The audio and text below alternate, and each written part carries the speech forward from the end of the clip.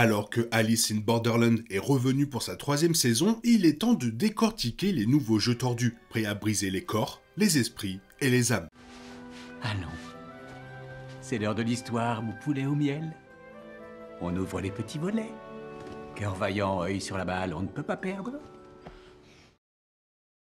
Comme les saisons précédentes, la saison 3 guide également les fans à travers une série de jeux fascinants et obsédants qui déterminent l'avenir de ses personnages principaux. Depuis la saison 1, la série a innové par l'ampleur et la vision de ses jeux. Si certains jeux de la série étaient relativement plus réalistes et ne mettaient en scène que la survie physique ou la manipulation psychologique, d'autres proposaient des scènes monumentales qui repoussent les limites de l'imagination. La saison 3 diffère narrativement des précédentes saisons, mais ces jeux ne déçoivent pas. À l'instar des précédents, elle propose un mélange parfait de jeux qui obligent les joueurs à utiliser toutes sortes de ressources, de la stratégie astucieuse à la force physique pure.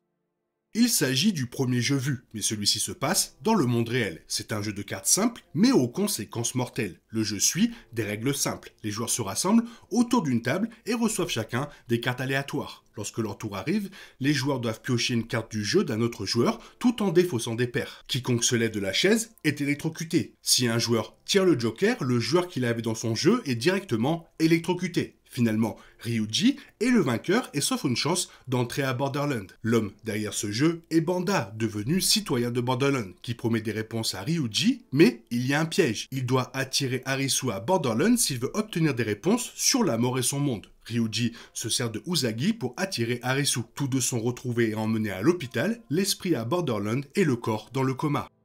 Après son retour à Borderland, Arisu est guidé par des indications familières vers un magnifique sanctuaire shintoïste. Il s'agit d'un sanctuaire aux murs rouges vifs et au portail Tori sacré. Ce sanctuaire s'appelle Ikawa, ce qui signifie rivière de feu, et cela prend tout son sens dès le début du jeu Omikuji. Les Japonais se rendent souvent dans les sanctuaires shintoïstes pour obtenir des prédictions, généralement lors du Hatsumode, la première visite au sanctuaire du Nouvel An. Un numéro est tiré au sort, généralement sur un bâton de bambou, et les prédictions correspondantes sont de grandes, petites et bonnes ou mauvaises fortunes. Les mauvaises fortunes sont traditionnellement attachées aux arbres du sanctuaire afin que la malchance ne suive pas la personne jusqu'à son domicile.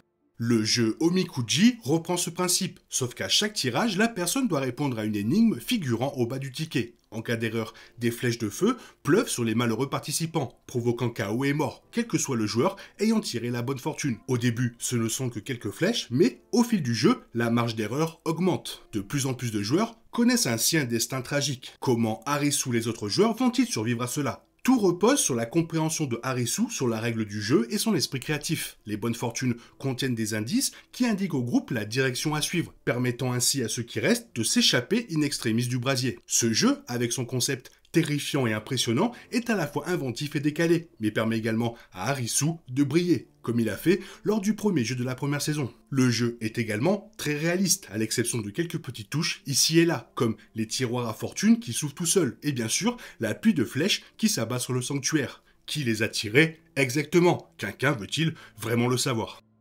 Le jeu suivant mène le groupe vers un laboratoire de recherche dans un quartier huppé de Tokyo, désolé et silencieux, où 4 groupes sont séparés. Chasse aux zombies est un jeu de cartes original et riche en jeu d'esprit. Chaque joueur reçoit 7 cartes et doit trouver le zombie qui l'accompagne. Outre les cartes classiques, les jeux contiennent également 3 cartes spéciales.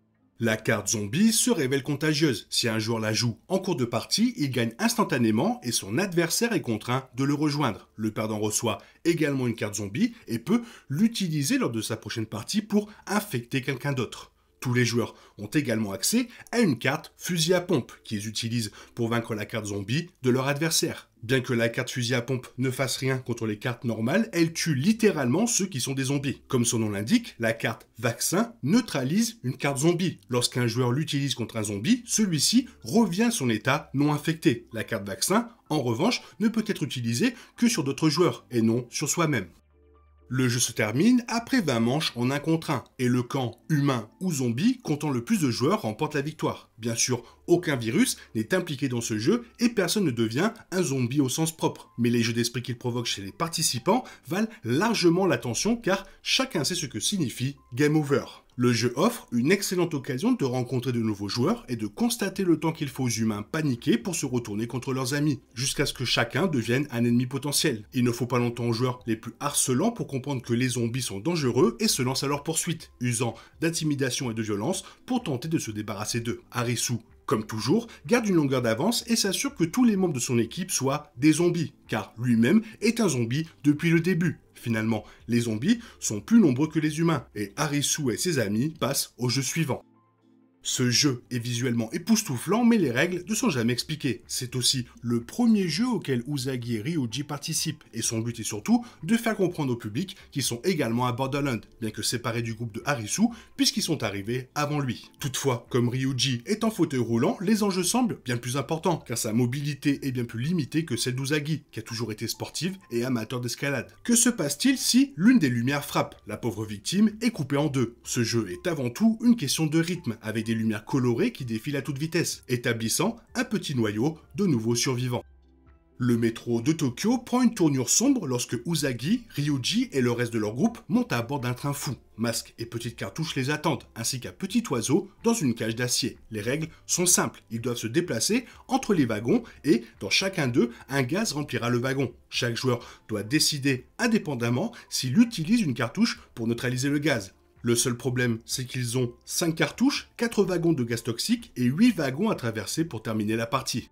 Dans ce jeu, sortir des sentiers battus joue vraiment en faveur d'Usagi. Elle a une foi aveugle en sa propre théorie, grâce à notre passager qui se trouve être un passionné de train, et de nombreux joueurs la soutiennent, jusqu'à ce qu'un autre train, dont les portes s'ouvrent pour purger le gaz et qui voyage en sens inverse, révèle la mort horrible qui attend quiconque se trompe. Imaginez la rencontre de l'acide et du gaz toxique. Beaucoup d'entre eux commencent à mourir, provoquant le doute, la colère et le chaos, laissant tout le monde avec les cartouches diminuant. C'est alors qu'on découvre que Arisu et son groupe jouent au même jeu, mais dans une direction différente. Alors que les trains se croisent un instant, Arisu et Usagi se voient, mais impossible de se retrouver. Ils doivent donc chacun sauver leur vie et celle de leur groupe respectif. Usagi et son groupe se sauvent en sautant d'un train en marche à l'autre, tandis que le train du groupe de Arisu n'est pas freiné à temps et cela se termine en accident. La capacité d'escalade d'Usagi est très utile dans ce jeu. L'action se déroule sur la tour de Tokyo, monument emblématique construit en 1958. Le principe est simple, même s'il est vertigineux. Grimper sur la tour en appuyant sur des boutons avec des numéros pour obtenir le bingo. Au sommet de la tour, à 333 mètres au-dessus de la ville, se trouve un bouton libre qui permettra à Usagi et à ses amis de gagner la partie. Cela s'applique s'ils ne tombent pas ou ne sont pas touchés par des débris tombant du haut de la tour. C'est l'une des très bonnes raisons pour laquelle personne n'escalade l'extérieur du monument. Usagi finit par gagner au bingo de la tour de Tokyo, mais pas avant que plusieurs personnages ne fassent une chute mortelle de manière particulièrement viscérale. Du bruit que font leurs corps au contact des débris au cri de leur chute mortelle. Pendant ce temps, Arisu et son groupe jouent à leur propre jeu. Normalement, la tâche serait simple. Une canette est lancée dans un bâtiment à plusieurs étages et les joueurs doivent la récupérer et la ramener au point d'éjection. Sauf que de nombreux escalators sont hors service, les étages sont bloqués et bien sûr, le temps imparti est très court et la canette peut exploser. Ce qui signifie qu'une personne de moins peut gagner le jeu. On peut prolonger ce processus en se lançant la canette. Mais il y a un nombre fixe de gagnants dans le jeu et chacun veut survivre. Dans ce jeu, Arisu se retrouve dans une situation délicate, car il a été grièvement blessé dans le jeu précédent, après que leur train a déraillé et s'est écrasé en bout de ligne. Il ne peut donc pas physiquement aller bien loin et doit compter sur les autres pour se sauver et le sauver. Sa vulnérabilité change la dynamique du jeu, menant à la violence, au sacrifice héroïque et à la promesse d'un dernier jeu à Borderlands. Après être arrivé à ce qui semble être le véritable Shibuya, le lieu de l'accident qui a conduit Arisu et Usagi à Borderlands, les membres du groupe suivent leur propre personnage, errant comme dans un rêve autour du carrefour et dans la ville. Est-ce le monde réel ou un énième jeu d'esprit cruel? Eh bien, c'est les deux, et le jeu n'a même pas encore commencé. Finalement, le groupe se ressaisit et se regroupe là où le jeu commence vraiment. Il y a 10 joueurs, 10 bracelets et 9 colliers, un pour chaque membre du groupe. Et un joueur bonus inattendu. Usagi est enceinte et le bébé qu'elle porte est compté comme un joueur et reçoit son propre bracelet. Ils entrent ensuite dans l'arène composée de 25 salles disposées en carré. Dans chaque salle, un joueur lance un ou plusieurs dés et, en fonction des résultats obtenus, détermine le nombre de joueurs pouvant passer à la salle suivante. Tous les joueurs obtiennent 15 points au début du jeu, qui s'affichent sur leur bracelet. Chaque fois qu'un joueur ouvre la porte d'une nouvelle salle, un point est déduit de son compte. Si un joueur ne parvient pas à passer d'une salle à l'autre en raison des limitations du dé, il déclenche un verrouillage de salle, qui ne peut être levé que par 2 autres joueurs. Rester dans une salle entraîne également la déduction d'un point, et chaque salle possède son propre nombre de déductions de points. Chaque salle déclenche un futur possible, mais celui-ci provient d'un futur où les joueurs ont survécu à Borderlands. Ce jeu est particulièrement cruel, même s'il compte aussi des moments d'une grande beauté. Chaque joueur voit son futur, comme celui de Ryuji, dont les recherches sont insultées par un professeur. Arisu conseille à tous les joueurs d'être attentifs à leurs choix et de ne pas se laisser manipuler par les projections. Malheureusement, les projections s'immiscent rapidement dans la tête de nombreux joueurs, les forçant à faire des choix néfastes pour leur survie. En tant que jeu final, l'enjeu était de taille. Cependant, ce jeu est aussi un bon moyen d'exposer les événements, de raconter l'histoire des nouveaux personnages de la saison 3 et de montrer à quel point leurs vies ont été difficiles et où ils pourraient aller en cas de victoire, avant de les éliminer. Le jeu devient alors à la fois bienveillant et cruel, offrant à chaque personne sur le point de mourir un moment de prise de conscience, d'acceptation, de bonheur, de compréhension sereine, puis mettant fin à tout cela. Tués par les colis explosifs, les autres membres du groupe découvrent des cadavres, tous morts à la manière d'une battle royale, comme dans le jeu de la saison 1, celui où Shota et Karube sont morts pour sauver la vie de Arisu. Dans la dernière salle, après le lancement du dé, un joueur est censé faire le sacrifice ultime en restant sur place et en laissant tous les autres partir. Arisu décide de sauver le groupe en choisissant de rester. À sa grande surprise, il découvre qu'il s'agit d'un stratagème mis en place par Banda, qui l'informe qu'en choisissant de rester, il a assuré sa survie à Borderlands, mais a tué tous les autres. Ainsi, tandis que Arisu affronte Banda, les autres à l'extérieur luttent pour survivre face à une inondation dévastatrice.